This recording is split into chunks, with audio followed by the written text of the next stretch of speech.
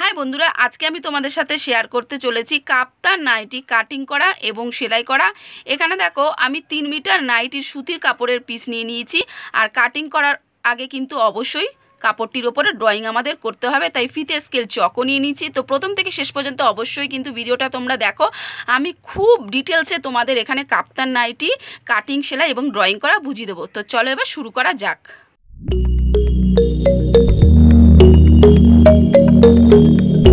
এখানে দেখো নাইটির কাপড়টা আমি লম্বিভাবে ভাঁজ করে নিয়েছি। তো ওপর দিকটা কিন্তু আমাদের জোড়া রইলো, আর এই যে এই সাইডটাও জোড়া রইলো, আর যে দিকটা ফিতে বসানো ওই দিকটা কিন্তু আমাদের খোলা রইলো। এইভাবে নাইটির কাপড়টিকে পেতে নিতে হবে।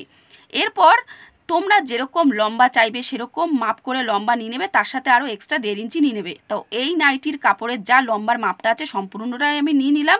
আর নিচের দিকের কাপড়টা দেখো একটু অসমান হয়ে রয়েছে, তাই আমি চক দিয়ে দাগ কেটে স্কেল দিয়ে তারপরে আমি এটা কাঁচি দিয়ে কাটিং করে সমান করে নেব।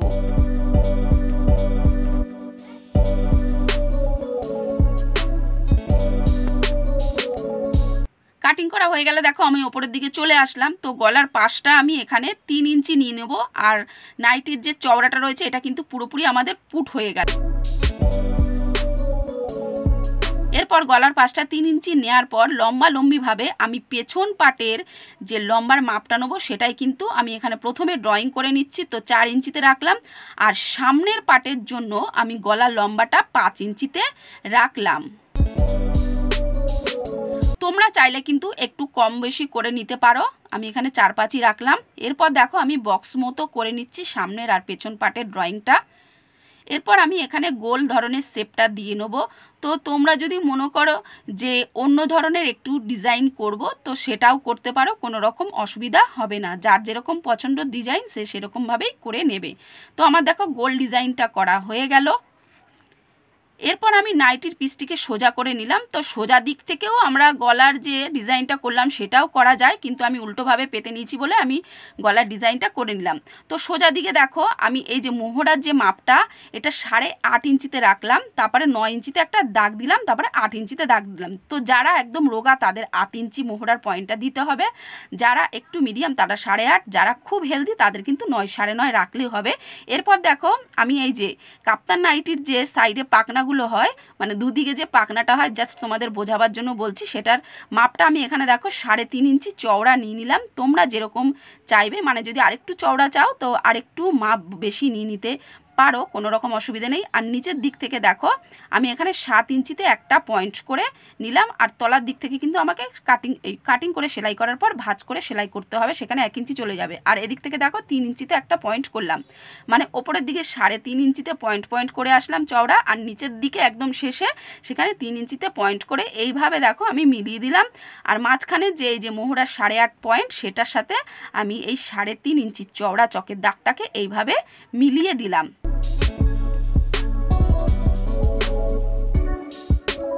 তা কাপড় যত চওড়া হবে কাপ্তান নাইটির দুধারের যে পাকনার মতো সেটাও কিন্তু বেশ চওড়া হবে। এরপর আমি অপোজিটে মাপ তোলার জন্য দেখো আমি পুরোপুরি নাইটিটাকে আবার খুলে নিলাম, মানে সামনের পাট আর পেছন পাটটা আলাদা করে নিলাম। তো সামনের পাটে আমার চকের দাগটা দেওয়া রয়েছে, তো পেছন পাটের ওপর আমাকে চকের দাগটা এইভাবে তুলে নিতে হবে। তাই খুব সুন্দরভাবে আমি আর একটু কাপড়টাকে খুলে আমি সেট করে নিলাম। এরপর আমি হাত দিয়ে আর কি একটু থাপ্পড়ের মতো মেরে, মানে চেপে দিয়ে তারপরে অপোজিটে আমি দাগটাকে তুলে নেবো। তার আগে চকের দাগটা দিয়ে আর একটু ডার্ক করে নিলাম।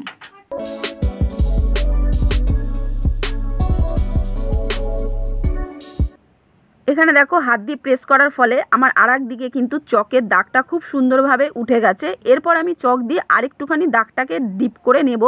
তো এইটা তোমাদের একরকম পদ্ধতি অনুযায়ী তো দেখিয়ে দিলাম ছাপ তোলা, তো আর এক রকম পদ্ধতি অনুযায়ী আমি ছাপ তোলা দেখিয়ে দিচ্ছি। তো এখানে দেখো সামনের পাট আর পিছন পাটের যে পুটটা সেটা কিন্তু আমাদের জয়েন হয়ে রয়েছে, আমি কাট করিনি। তো সামনের পাটের ওপরের দিকে দেখো মানে একটু আগিয়ে একদিকে দাগ আছে, তো আরেকদিকে দাগটা নেই। তো এইভাবে দেখো আমি নাইটির পিসটাকে আবারও ভাঁজ করে নিলাম। ভাঁজ করে নেওয়ার কারণটা যাতে আরেকদিকে আমাদের চকের দাগটা খুব সুন্দরভাবে উঠে যায়। তো কাপড়টাকে কিন্তু ঠিকঠাক মতো আমাদের সেট করে নিতে হবে, নয়তো ছোট বড় হয়ে গেলে আমাদের দাগটাও কিন্তু একটু তেরা বেঁকা হয়ে গেলে মাপের অসুবিধা হতে পারে। তো এইভাবে হাত দিয়ে প্রেস করার পরে দেখো আমাদের চকের দাগটা আর একদিকে উঠে গেল খুব সুন্দরভাবে।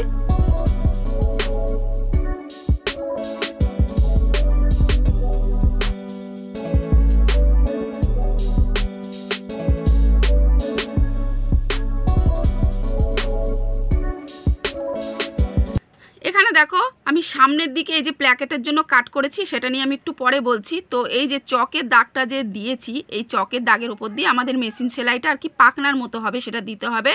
আর একদিকেও কিন্তু সেমভাবে আমাদের সেলাইটা করতে হবে। আর সামনের দিকের এই যে প্ল্যাকেট, তো সামনের দিকের ডিপটা কিন্তু আমি 5 ইঞ্চি নিয়েছি। 5 ইঞ্চির মাঝখানটা 7 ইঞ্চি লম্বালম্বিভাবে প্ল্যাকেটের জন্য আমি কাট করে নিয়েছি। এরপর দেখো নাইটির পিসটাকে আমি পুরোপুরিভাবে আবারও উল্টে নিলাম। আর পুটের জায়গাটা দেখো আমি চক দিয়ে ভালো করে দাগিয়ে দিয়েছি যাতে আমার মাপজোপ করতে সুবিধা হয়। এরপর আমি এখানে দেখো একটি রেডিমেড নাইটি নিয়ে নিলাম।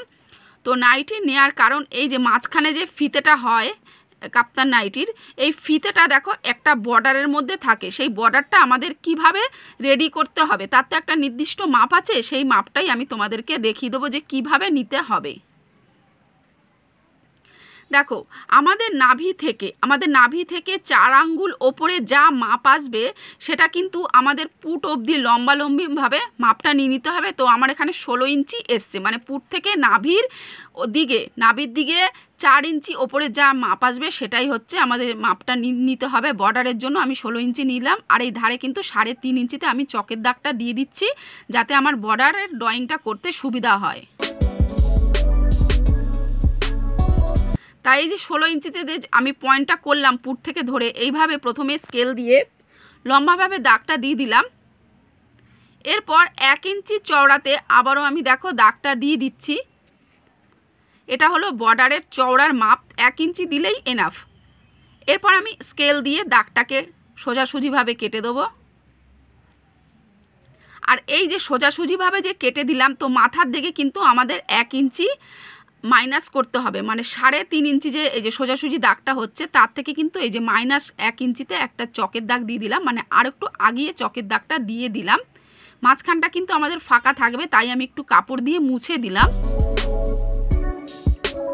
আর এই যে বর্ডারটা হয়েছে চকের দাগের, এই দাগটা কিন্তু আমাদের চারিদিকে এবার হাত দিয়ে প্রেস করে করে তুলে নিতে হবে।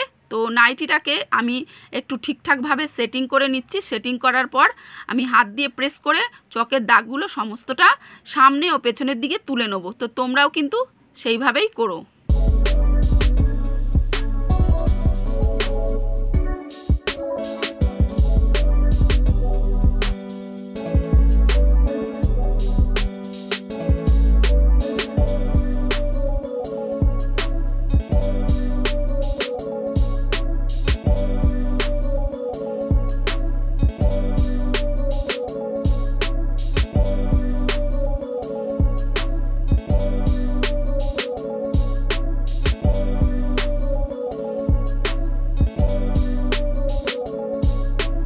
এখানে দেখো আমি আবারও রেডিমেড নাইটিটা, মানে রেডিমেড কাপ্তান নাইটিটা নিয়ে নিয়েছি আর উল্টো দিক করে নিয়েছি। এই যে বর্ডারে যে কালো কাপড়টা দেয়া রয়েছে, তো এই কালো কাপড়টা আমরা কতটা চওড়া অনুযায়ী বা লম্বা অনুযায়ী কাটিংটা করব সেটাই তোমাদেরকে আমি দেখিয়ে দেব।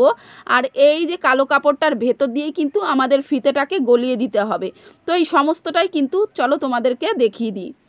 তো এখানে দেখো আমি একটি কালো কাপড় বা বাড়তি কাপড় নিয়ে নিয়েছি, তার কারণ নাইটির কাপড় আমার আর বেঁচে নেই। তাই যেহেতু নাইটির ভেতর দিকে মানে উল্টো দিকে যেহেতু থাকবে, যে কোনো কালারের কাপড় বাড়তি কাপড় নিয়ে নিলেই হবে, কোনো রকম অসুবিধা নেই। তো এই যে টুকরো কাপড়টার লম্বা একটু বেশি করেই নিয়ে নেবে, কোনো রকম অসুবিধা নেই। কিন্তু চওড়াটা কিন্তু 2 ইঞ্চি রাখলেই ভালো হয়, তার কারণ আমি কিন্তু ড্রয়িংটা 1 ইঞ্চি চওড়াতে করেছিলাম। আর 2 ইঞ্চি চওড়ার কারণ কালো কাপড়টার কিন্তু দু সাইড থেকে আমাদের সেলাইটা করে নিতে হবে। আর মাথার দিকেও ভাঁজ করে সেলাইটা করে নিয়ে এই যে বর্ডারটার ওপরে কিন্তু আমাদের বসাতে হবে, সেটাই তোমাদেরকে আমি দেখিয়ে দিচ্ছি। দেখো আমি নাইটিটাকে কাটিং করা হয়ে গেলে আমি পুরোপুরিভাবে পেতে নিয়েছি। তো প্ল্যাকেটের জায়গাটা আমি একটু বলে দিই। এই যে প্ল্যাকেট করার জন্য যে আমি 5 ইঞ্চির মাঝ বরাবর যে আমি কাটিংটা করেছি লম্বালম্বিভাবে 7 ইঞ্চিতে, তো এই প্ল্যাকেট কিভাবে তৈরি করতে হবে এই নিয়ে কিন্তু আমি অলরেডি একটা ভিডিও আমার চ্যানেলে আপলোড করে রেখেছি। আমি ডেসক্রিপশন বক্সে সেই লিঙ্ক দিয়ে দেবো, তোমরা তোমরা একটুখানি দেখে তারপরে প্ল্যাকেটটা তৈরি করে ফেলবে। তো আমি এই ভিডিওর মাধ্যমে কিন্তু প্ল্যাকেট তৈরিটা আর তোমাদেরকে দেখাচ্ছি না, ঠিক আছে। এইবার চলে আসি আমি পুটের দিকে। এই যে পুটটা যে আমার এখানে জোড়া হয়েছে বা জোড়া রয়েছে, আমি তো জোড়া করে কাটিংটা করেছি। তো পুটের জোড়া থেকে শুরু করে এই যে বর্ডারটা যে আমি এখানে তৈরি করেছি, যার মধ্যে আমাদের দড়িটা ভরবে, তো এই বর্ডারের মাপটা মানে পুট থেকে এই বর্ডারের মাপটা হলো 16 ইঞ্চি। আচ্ছা 16 ইঞ্চির থেকে কিন্তু আমরা হাফ ইঞ্চি আরও বেশি নেবো, কিন্তু সেটা কোন সময় যখন আমাদের এই পুটটা মাঝখান থেকে কাটিং পড়বে, তো কাটিং হলে তখন কিন্তু সেলাইয়ের মাধ্যমে হাফ ইঞ্চি কিন্তু আমাদের ভেতরে ঢুকে যাবে, তখন সেই ক্ষেত্রে কিন্তু 16 ইঞ্চির জায়গায় তখন আরও হাফ ইঞ্চি এক্সট্রা আমাদের বেশি নিয়ে নিতে হবে। তার কারণ আমরা কিন্তু পুটের জায়গাটা হাফ ইঞ্চি সেলাই করে দেবো, বোঝা গেল। তার মানে পুট থেকে এই যে এই যে বর্ডারের যে মাপটা, এটা আমার হলো 16 ইঞ্চি। তা তোমাদের যার যেরকম মাপ হবে, তখন যদি তোমরা পুটের জায়গাটা কাটিং করে নাও, তখন কিন্তু সেই মাপের সাথে আরও হাফ ইঞ্চি এক্সট্রা নিয়ে ড্রয়িংটা করতে হবে, বোঝা গেল। আমি কিন্তু খুব ডিটেলসে খুব ভালোভাবে বারবার করে বুঝিয়ে দিলাম। তো চলো এরপর আমি সেলাইটা তোমাদেরকে দেখিয়ে দিই। তো প্রথমে আমি এই বর্ডারের জায়গাটা তৈরি করে নিই, তারপর এই যে গলার যে ডিজাইনটা এটাও কিন্তু তৈরি করে নিই। ডিজাইনটা তৈরি হয়ে গেলে মানে প্ল্যাকার্ডটা তৈরি হয়ে গেলে তারপরে কিন্তু গলায় যে গোল গলা যে রয়েছে এটাতে আমাকে পট্টিটা লাগাতে হবে। তো চলো এই দুটো জিনিস তোমাদেরকে আমি একটু দেখিয়ে দিই। সেলাই মেশিনে আমি চলে এসেছি। এখানে দেখো আমার প্ল্যাকার্ড বানানো হয়ে গেছে। এরপর নাইটির সোজা দিকটা আমি এখানে তিরছা পট্টি লাগিয়ে নেবো, তাই তিরছাভাবে কাপড় কেটে নিয়েছি। আর সোজা দিক করে লাগিয়ে তারপরে আমি উল্টো দিকে পট্টিটাকে ফোল্ড করে নেব। এখানে দেখো আমার পট্টি লাগানো হয়ে গেছে। এরপর এই যে ভেতরটা আমাদের কিন্তু একটু কাট করে নিতে হবে, যাতে ওল্টাতে সুবিধা হয়, একদম ব্লাউজের মতো এই জায়গাটা আমি দেখো এখানে কাট করে নিচ্ছি। তো কাট করা হয়ে গেছে। এরপর আমি পট্টিটাকে এইভাবে ফোল্ড করব, ফোল্ড করে তারপরে পট্টিটার ওপরেই একটা চাপ সেলাই দিয়ে দেবো, যাতে আমাদের হেম করতে সুবিধা হয়। দেখো চাপ সেলাইও আমার দেওয়া হয়ে গেছে। এইভাবে দেখো আবারও আমি পট্টিটাকে হেম করার জন্য ফোল্ড করে নিচ্ছি। আমি এখানে মেশিনেই একবারে হেম দিয়ে দেবো, তোমরা চাইলে হাতে করে নিতে পারো। আর এখানে দেখো বর্ডারের ওপরে যে আমরা কাপড়টাকে লাগিয়ে নেবো, তো সেই কাপড়টা আমি মাথাটা ওপরটা সেলাই করে নিলাম, আর দু সাইডটাও কিন্তু আমি সেলাই করে নেবো।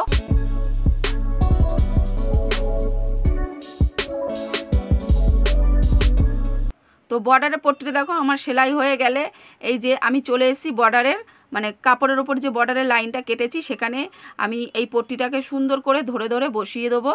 তো একটু ভালোভাবে তোমরা খেয়াল করো আমি কিভাবে এই যে কালো কাপড়ের পট্টিটাকে বসাচ্ছি।